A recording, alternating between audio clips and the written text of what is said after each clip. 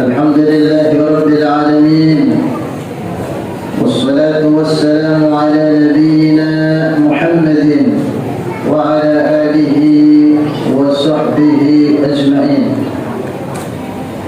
Hadirin ma'asyiral muslimin wal muslimat, segenap jamaah, bapak-bapak, kemudian ibu-ibu dan juga adik-adik remaja sekalian yang semoga seluruhnya senantiasa diberkahi, dirahmati dan disehatkan Allah Subhanahu wa taala.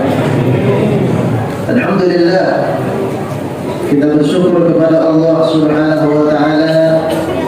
Allah izinkan kita bisa berjumpa dengan bulan Ramadan di tahun ini, dan tidak terasa sekarang kita sudah memasuki malam ke-8. Kita sudah tarawih 8 kali dan sudah puasa 7 hari. Nah, semoga seluruh rangkaian ibadah kita ini dari awal bulan Ramadan sampai malam ke-8 ini, semoga seluruhnya diterima Allah Subhanahu wa taala, menjadi pemberat timbangan kebaikan kita dan menjadi wasilah kita untuk bisa masuk ke dalam surganya Allah Subhanahu wa taala. Amin ya rabbal alamin. Kemudian salawat dan salam mari kita sampaikan selalu kepada suri teladan kita, baginda Nabi besar Muhammad sallallahu alaihi wasallam. Semoga kita semua dan juga seluruh keluarga kita nanti diakui oleh baginda Nabi sebagai umatnya, mendapatkan syafaat beliau, dan semoga nanti kita diizinkan Allah bisa memandang, melihat wajah beliau di surganya Allah Subhanahu wa taala. Amin ya rabbal alamin. Hadirin ma'asyiral muslimin wa suratul mu'minin, hafizakumullah. Setiap kita tentu ingin menjadi hamba yang terbaik menurut Allah Subhanahu wa taala, dan juga menjadi hamba terbaik menurut Rasulullah sallallahu alaihi wasallam. Nah, maka hadirin wal hadirat, Bapak Ibu sekalian, kira-kira siapa saja atau orang yang model seperti apa yang menjadi hamba-hamba terbaik menurut Allah dan juga menurut Rasulullah sallallahu alaihi wasallam? Yang pertama, hadirin sekalian wal hadirat, orang yang terbaik yang menurut Allah ataupun versi Allah Subhanahu wa taala, yang nomor satu atau yang pertama adalah mereka-mereka yang amanu wa amilus sholihat. Mereka-mereka yang beriman, kemudian memegang teguh keimanannya, tidak dicampur dengan kesyirikan, wa amilus sholihat, dan di sepanjang hidupnya mereka mengisi sisa hidupnya dengan berbagai amal soleh. Nah, orang yang model begini, Bapak Ibu sekalian, itu adalah orang yang terbaik, makhluk yang terbaik di alam semesta ini. Hal itu disampaikan oleh Allah di surah Al-Baqarah. Kata Allah Subhanahu wa taala, innal ladzina amanu wa amilus sholihat ulaika hum khairul bariyah. Sesungguhnya orang-orang yang beriman, yang teguh keimanannya dan banyak melakukan amal soleh, kebaikan, mereka itulah, kata Allah, khairul bariyah, sebaik-baik ciptaanku.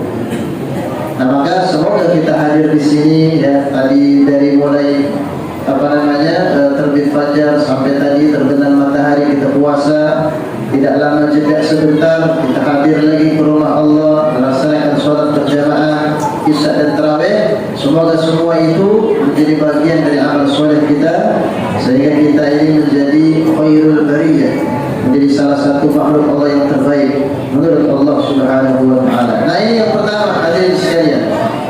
Yang kedua, hamba Allah yang terbaik itu, yang kedua adalah mereka-mereka yang hidupnya itu alhamdulillah diberikan kelapangan oleh Allah, diberikan kecukupan, diberikan sarana prasarana daya dukung yang memadai.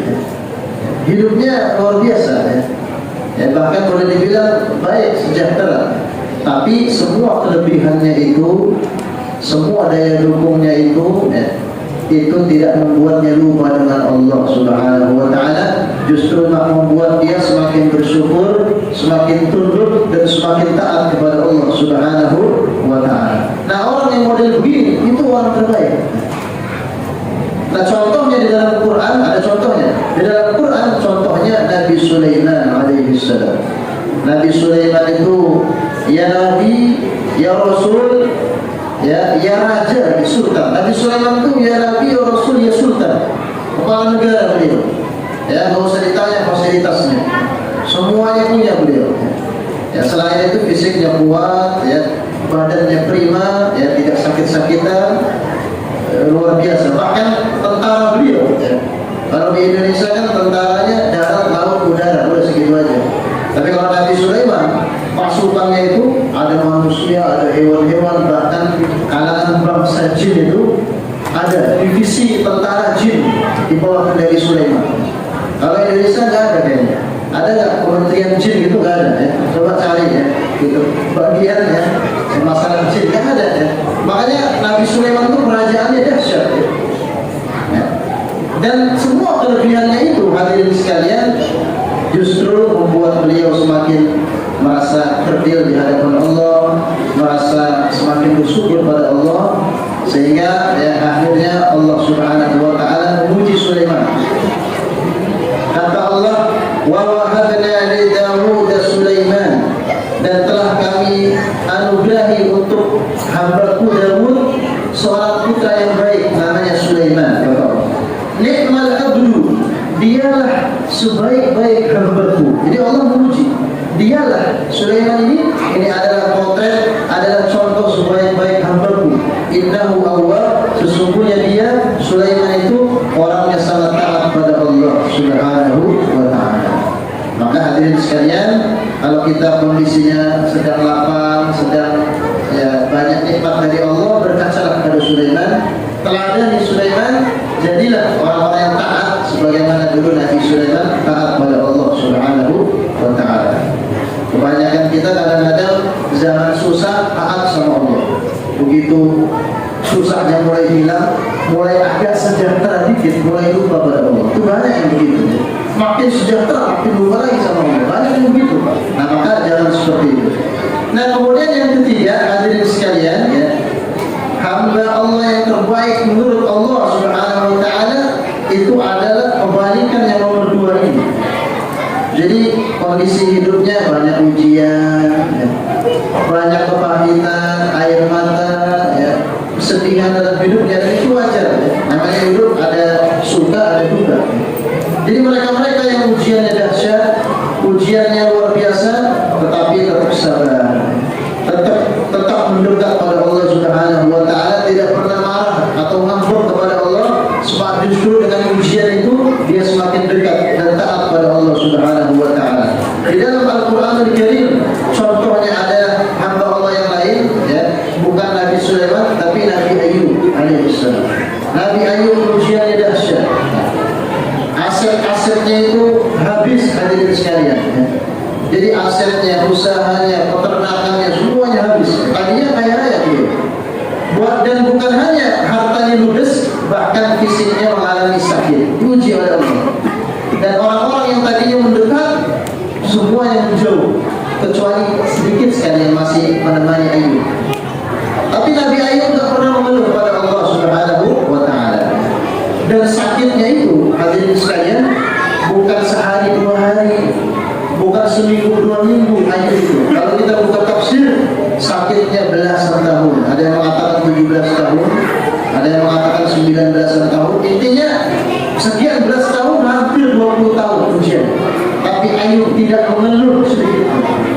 Maka kita kalau lagi banyak ujian hidupnya, ya, atau lagi demam-demam sedikit, meriang-meriang sehari dua hari, nggak usah mengeluh, hadirin sekalian. Contoh Nabi Ayub, ujiannya belasan tahun, tapi tetap sabar, tetap taat pada Allah Subhanahu wa taala. Nah, orang seperti ini orang terbaik. Makanya Allah memuji Ayub. Kata Allah, Inna wajadnahu sabira. Sesungguhnya kami telah memuji Ayub, dan ternyata hasilnya kami melihat Ayub itu orang yang sabar. Kata Allah, nikmat abdu, dialah contoh sebaik-baik hambaku. Innahu awwab, sesungguhnya orang yang sangat taat pada Allah Subhanahu wa taala. Dan semoga kita semua yang mungkin saat ini sedang diuji bisa berkaca pada Ayub, ya. Kalau Ayub saja yang sudah saat itu ujiannya tidak mengeluh, maka kita yang ujiannya cuma ujian-ujian recehan, hadirin sekalian, mari kita bersabar, semoga menjadi hamba terbaik menurut Allah Subhanahu wa taala. Nah, dua lagi, ya, cukup 5 aja, ya. Orang yang terbaik sekarang versi Rasulullah, ya, adalah yang bermanfaat bagi manusia lain, bagi hamba Allah yang lain. Kata Nabi, khairun nas anfa'uhum linnas. Sebaik-baik manusia, kata Nabi, yang punya nilai manfaat bagi manusia lain. Jadi melalui pesan ini, Nabi ingin umatnya ini bermanfaat. Jangan sampai jadi orang yang tidak ada manfaatnya. Bahkan naudzubillah, ya, menimbulkan kerusakan, ya, menimbulkan kemudaratan. Apalagi adik-adik remaja yang beberapa hari ini sedang ramai tawuran, itu tidak ada manfaatnya, ya. Ya, itu tidak bermanfaat bagi manusia, bahkan melukai dan membahayakan dirinya dan manusia lain. Nah, orang seperti ini bukan yang terbaik, tapi yang terbaik adalah yang kehadirannya itu memberi manfaat, dan manfaatnya di bidang apapun, ya, yang Allah mudahkan, ya. Karena potensi Allah berikan beda-beda. Yang penting intinya Nabi ingin, ya, umat Islam ini, ya, dari semua kalangan harus punya manfaat. Orang-orang yang bermanfaat seperti ini itu adalah orang terbaik menurut Rasulullah Shallallahu Alaihi Wasallam. Nah, yang terakhir, Bapak Ibu sekalian, orang yang terbaik menurut Rasulullah Shallallahu Alaihi Wasallam adalah khairukum man ta'allama al-Qur'an wa 'allamahu. Sebaik-baik kalian, kata Nabi, adalah orang yang dalam hidupnya punya agenda belajar dan mengajarkan Quran. Nah, jadi melalui pesan dan sabda beliau ini, Nabi ingin umatnya itu, ya, dalam hidupnya itu yang 24 jam dikali sepekan, dikali seminggu, ya, berjam-jam itu, jangan sampai tidak ada agenda belajar mengajar Quran.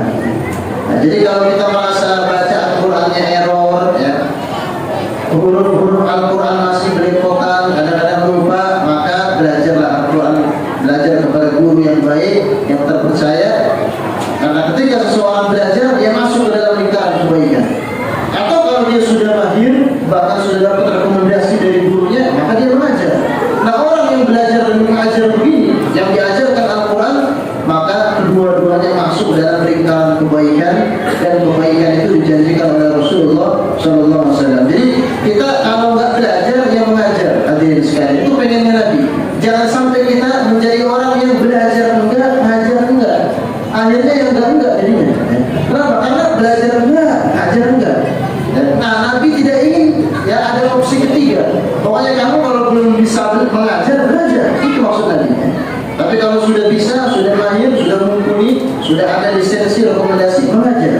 Dan jangan pernah ditinggalkan sampai wafat, sampai bertemu Allah Subhanahu wa taala. Kalau orang bisa seperti itu bertahun-tahun, berpuluh-puluh tahun, dia masuk ke dalam lingkaran kebaikan yang dijanjikan oleh Nabi Sallallahu Alaihi Wasallam, yaitu kebaikan belajar dan mengajarkan Al-Quran Al-Karim. Nah, inilah hadirin sekalian, orang-orang terbaik menurut Allah, menurut Rasulullah SAW. Ada 5. Semoga kita bisa menjadi salah satu, paling tidak dari 5 ini, atau kalau bisa kita menjadi kelima-limanya, sehingga kita menjadi hamba yang baik menurut Allah dan Rasulullah Sallallahu Alaihi Wasallam. Baik, demikian tausiah singkat kali ini. Kurang lebihnya mohon maaf. Wassalamualaikum warahmatullahi wabarakatuh.